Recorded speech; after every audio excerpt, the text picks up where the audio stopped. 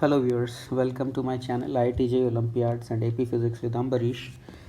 And today I brought for you solution to one of the Pathfinder problems that's very often asked by the students, one of the most frequent doubts. So this is magnetic field, check your understanding, problem number 6. So what's the problem?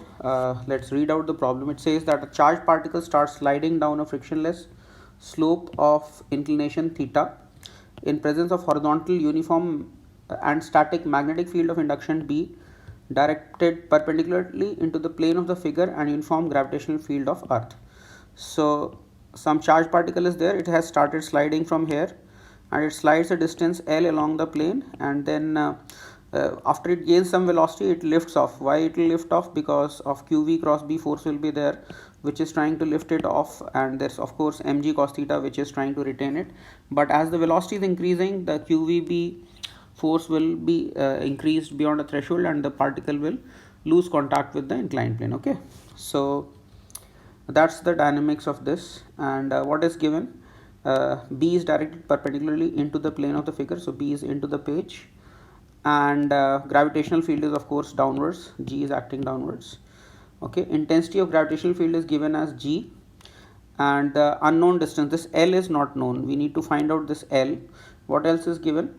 The particle leaves the slope, follows a cycloidal trajectory as shown in the figure. So the particle is going to follow this kind of a trajectory, and the author is calling it a cycloidal trajectory. But to be specific, this is actually not a cycloid as such, but this is supposed to be a trochoid. This is called a trochoid. And to be specific, it's an inferior trochoid. Okay, and what's the difference between a cycloid and inferior trochoid? So if you have a rolling wheel and there's a point on the periphery, this type of path is called a cycloid. So the cycloid has the property that it has a very sharp corner over here and it touches at the 90-degree angle. And then we have the inferior trochoid. Inferior trochoid is again path on the path of a particle on a rolling wheel, but the particle is a little inside the periphery. So this path is going to be, it's not going to undershoot or overshoot these limits. So this type of a path is inferior trochoid. And then we can also have a superior trochoid. Some days back I had done some video on this, not really like this. So if there's some particle on the extension of the rolling wheel, it's going to follow some kind of path like this. So that's supposed to be a superior trochoid. Okay, so here we know that this path is actually an inferior trochoid. How do we know? Because you see that this path is not self-intersecting, and this is not having a sharp corner also here or here. So that means what? This is supposed to be an inferior trochoid. Okay, that's what the author means by a cycloidal trajectory.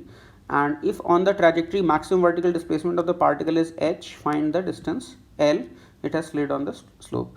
So we know that it's given that the particle is not overshooting this line and undershooting this line, and this distance is given as h. Okay, and we have to find out the value of L for which such path will be possible. Now if you want, you can try this problem for some time. It's a little complicated problem, so take good 10-15 minutes or even more for solving this one. And then I'm going to present the solution. You can pause the video if you don't want to look at the solution. Okay, now let me get into the solution right away. So first things first, some things can be seen right away. See, when we have a particle on inside a rolling wheel, so the distance of the particle from the center in this equivalently we can say that it's not going to overshoot. Suppose this height is h by 2, so this height is also h by 2, so then this total height is going to be h. So one thing we can surely say is that the center of the equivalent, and we know that this cycloidal path is generated by some rolling cylinder, so we can surely say that the center of that rolling cylinder must be moving on the bisector of these two. This h by 2 above and h by 2 below, and there will be a line which divides this space into h by 2 above and below, and this must be the line of motion of the center of the rolling cylinder.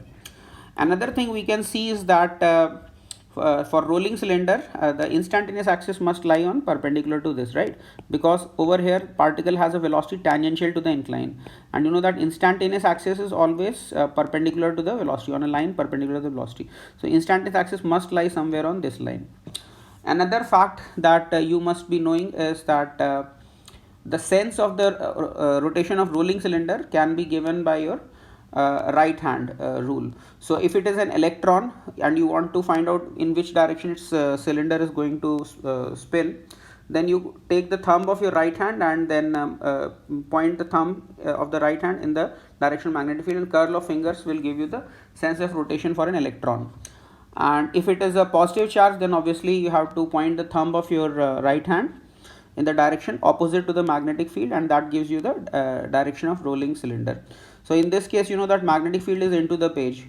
So and assuming that Q is a positive charge, so you take the thumb away from the page, and you know that your rolling cylinder whose path is like this must be somewhere like this. So it's rolling, and this is the path that is there. So let me move on to the next page, and then I'll be able to explain things in a little more detail.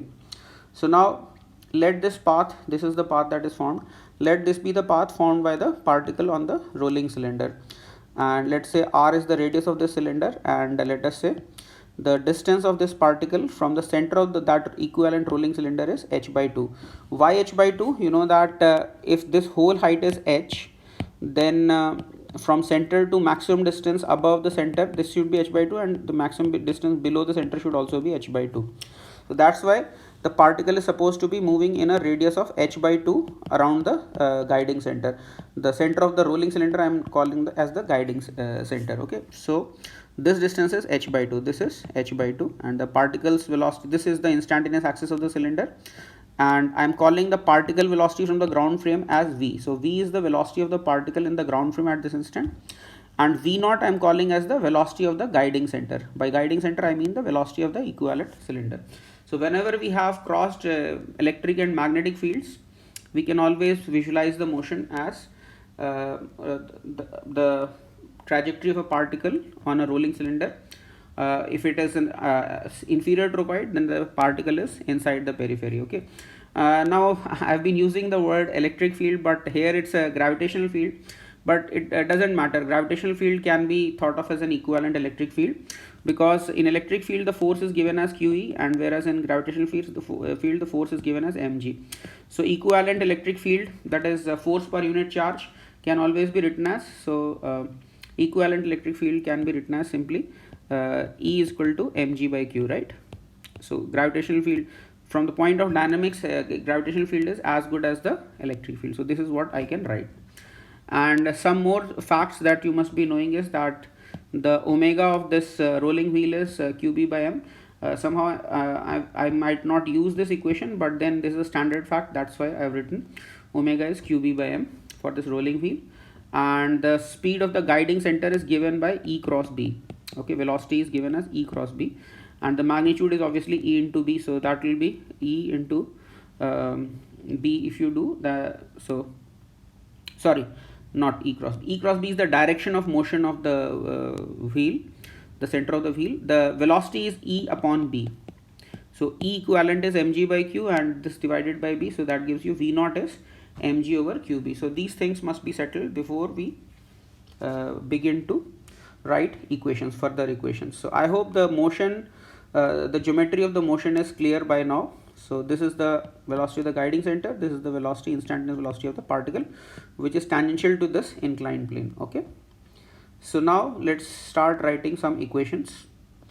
Now path is like that of a particle, as I said, on a rolling wheel at a distance less than the radius of the wheel, and the motion is analogous to that of a crossed E and B field, charged particle in crossed E and B field with equivalent as this. That's what I had written. Okay, now the particle is lifting off from, at this point the particle is lifting off the inclined plane. That means what? That at this instant the normal reaction is 0, and therefore the forces in this direction perpendicular to the incline, these forces must be balanced. And if the velocity is along the inclined plane, so QVB is the magnetic force, and that QVB must be balanced by the mg cos theta, right? That's what I have written here. So QVB is equal to mg cos theta. Let's call this as equation 2. So QVB is mg cos theta. Okay, and so let's see. So V naught and V, what is the ratio of V naught and V? So from this, what will you get as V? V will come out to be mg cos theta upon qb, right? V is mg cos theta upon qb and V naught is mg upon qb, right?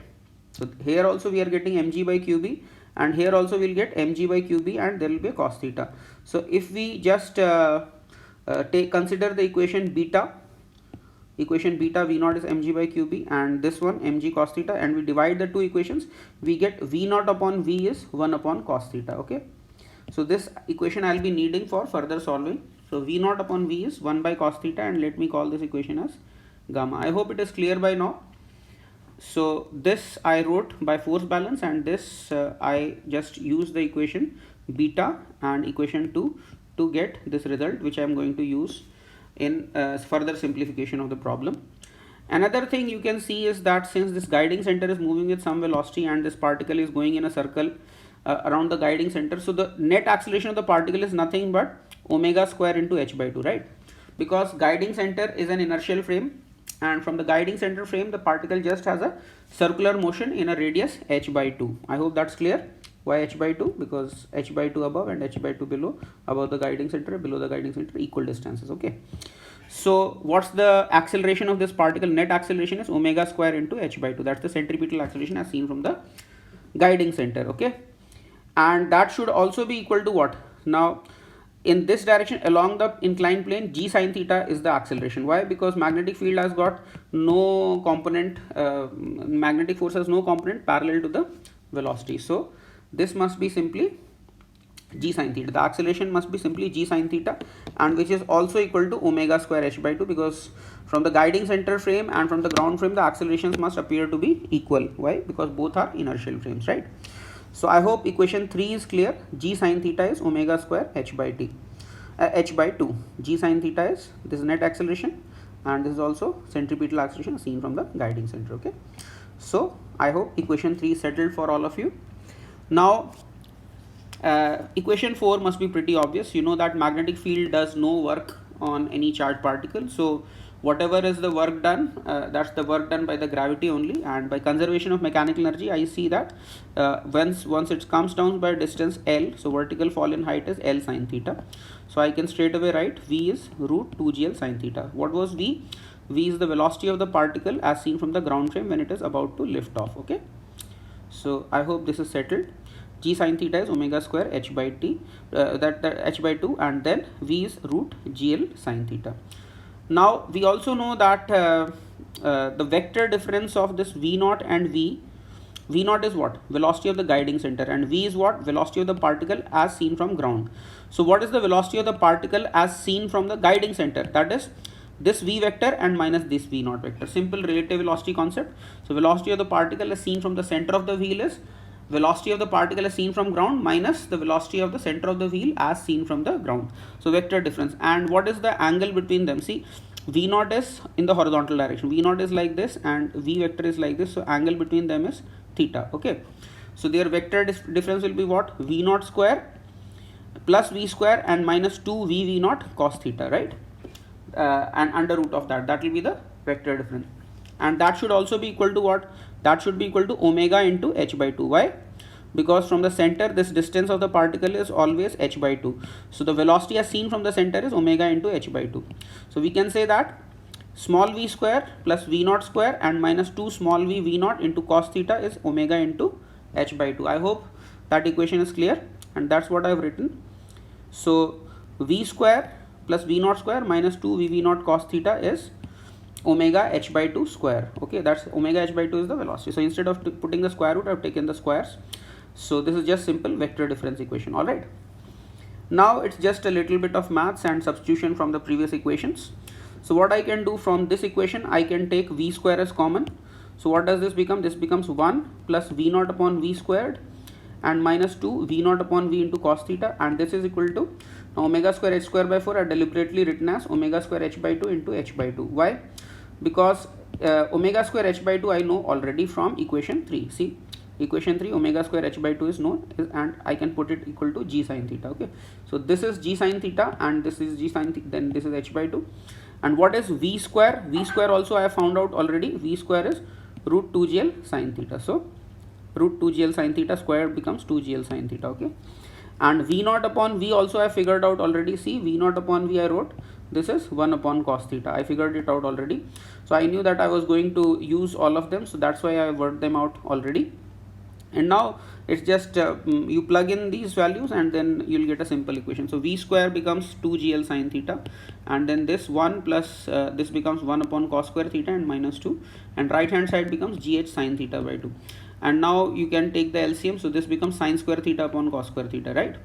And this 2 you take to that side and it will become a 4. So this becomes, and 2g and g cancels off with g, sin theta cancels off with sin theta, and you are just left with L into tan square theta. Okay, this 2 you take to the other side, so L into tan square theta becomes h by 4. So I can say that L is simply h by 4 cot square theta. So I hope you liked the solution to this problem. A little bit complicated, but if you concentrate carefully, I'm sure all of you will be able to follow through my solution.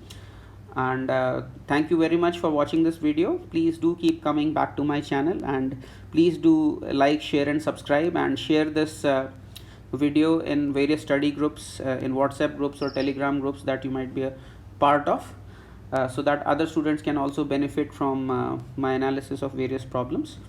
Thank you so much.